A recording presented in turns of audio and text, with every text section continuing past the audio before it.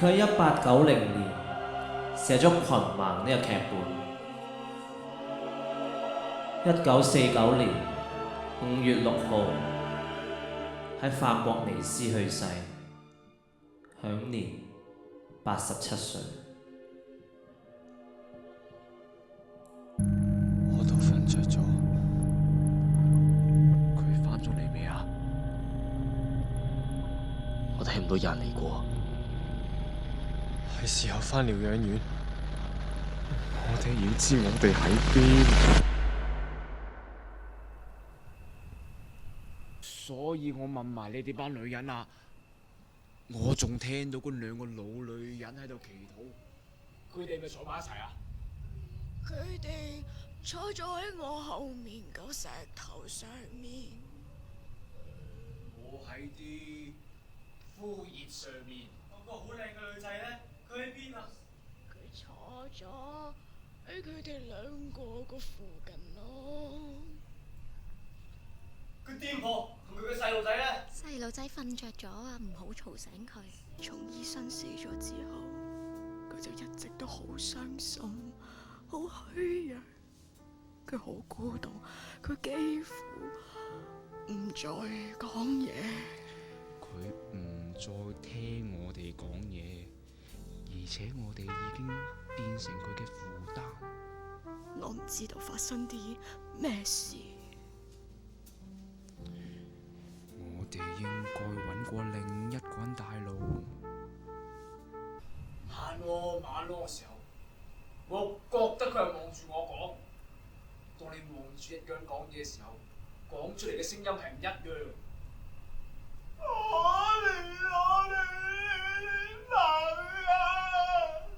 邊個喺度講廢話？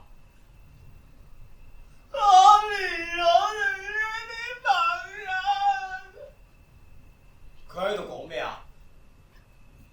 佢話我寧願晏晝先出去，我估嗰陣嘅太陽好曬，我要用力擘大對眼先得。我咧就寧願留喺餐廳，黐喺個火爐隔離，冚住個火爐，好暖㗎。佢可以帶我哋去中庭度曬太陽，嗰度四面都有牆保護，只要將個鐵門鎖好，我哋走唔到出去，咁我哋咪唔使驚咯。我每次都有鎖門嘅。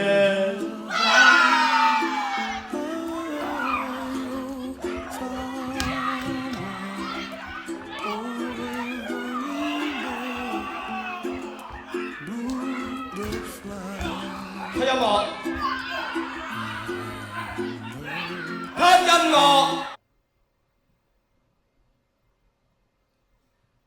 我哋唔可以喺度永遠咁樣等落去。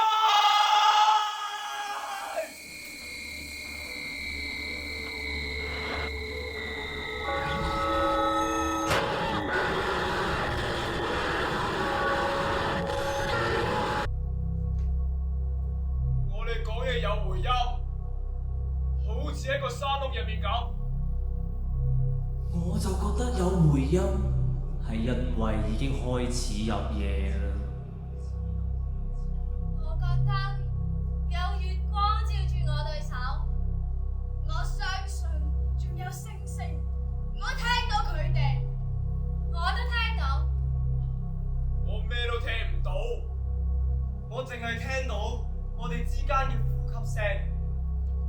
我相信啲女人係啱㗎。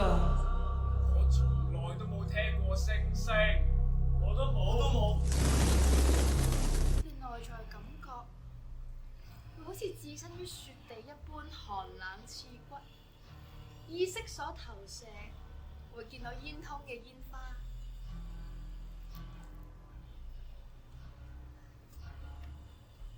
第三個階段，身體嘅熱元素分解去外在嘅火元素。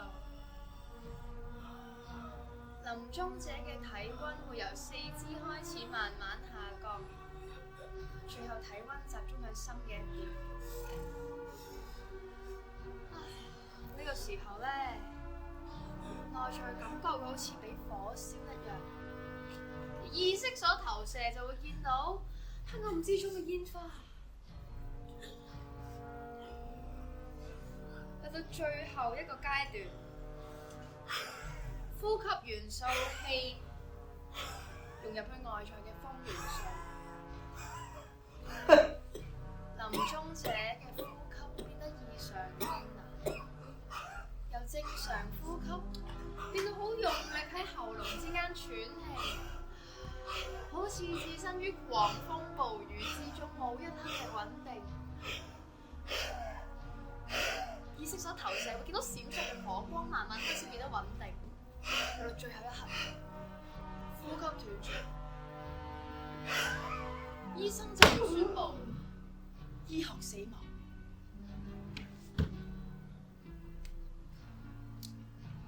但係咧，我阿嫲嗰次仲同我講咗個秘密，佢話人喺死嘅時候，意識會離開身體，之後有機會去到另一個境界。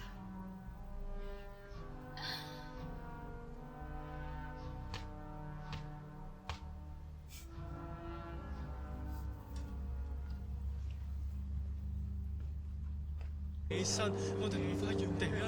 你哋唔知道，我哋附近可能有啲嘢。我要企起身，我兩隻手好似都喺度流緊血，我聽到你向我呢邊拉緊過嚟啊！我仲聽到有其他聲啊！係我哋可憐嘅姊妹喺度捽緊眼。店鋪咩都唔做㗎，我晚晚都聽到佢喺度捽眼。佢癲㗎！自從佢生咗 BB 之後，佢就一直都好驚。你唔驚啊？你問緊邊個？我哋全部人驚！我哋全部。我諗暴風雨要嚟啦！我諗係個大海啊！大海真係個大海，但係四周圍嗰啲聲音一定係其他嘢啊！我聽到腳下面有海浪聲。我諗係啲暴風雨吹起咗啲落葉啫。我相信啲女人係啱。哇！佢哋呢邊啊！暴風雨喺邊個方向吹過嚟㗎？喺海嗰邊吹過嚟㗎。啲暴風雨當然喺海嗰邊吹過嚟啦，我哋俾個海包圍住，啲暴風唔可能喺其他地方吹嚟。我哋唔好再諗個海好唔好？一定要諗啊！佢哋好似就快浸埋嚟咁啊！你都唔知係咪個海？啲海浪聲，好似我一伸手就可以浸喺啲水度咁。我哋唔可以再留喺度，話唔定佢哋已經將我哋包圍住啦。你想去邊？去邊都好，去邊都好，我唔想再聽到呢啲聲。走啦！你快啲走啦！停低！